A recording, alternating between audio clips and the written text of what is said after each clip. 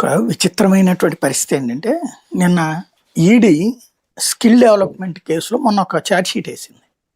దాంట్లో skill development కేసులో ఎక్కడెక్కడైతే ఎవరెవరైతే డబ్బులు తిన్నారు, ఏంటి వాళ్ళని ఆల్రెడీ అరెస్ట్ చేశారు, వాళ్ళందరూ దోషులే అన్నటువంటిది వాళ్ళ ఫైనల్ అబ్జర్వేషన్ తేల్చింది.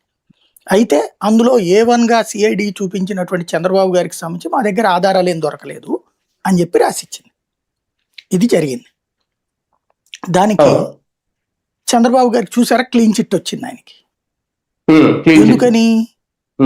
ఆయన పేరు ఎఫ్ఐఆర్ లో పెట్టలేదు కాబట్టి ఈడీ ఎఫ్ఐఆర్ సిట్ పెట్టింది కానీ ఇక్కడ పెట్టలేదని. కానీ కుంభకోణం జరిగిందని ఇచ్చింది. అక్కడ కుంభకోణం జరిగిందనే కదా ఇచ్చింది. ఆ కుంభకోణాన్ని సోన్సో వాళ్ళు బాధ్యులని ఇచ్చింది కదా. మరి కుంభకోణం జరిగింది చంద్రబాబు గారి టైంలోనైనా చంద్రబాబు గారికి ఏం సంబంధం లేదు. చంద్రబాబు గారి టైంలోనే చంద్రబాబు గారికి ఏం సంబంధం లేదు దాంట్లో. అక్కడ ఆయనకేం సంబంధం ఉండదు, ముఖ్యమంత్రికి ఏం సంబంధం ఉంటది అనేది. అంతే కదా.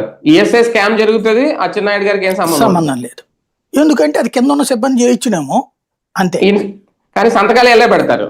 అదే తిరుపతి లడ్డు విషయంలో అయితే బోర్డు నిర్ణయం తీసుకున్నా, ఈవో అప్పుడు డెసిషన్ తీసుకున్నా, బోర్డుకి నిజంగా ఈవోలు బోర్డు కంటే స్ట్రాంగ్ గా ఉన్నారా?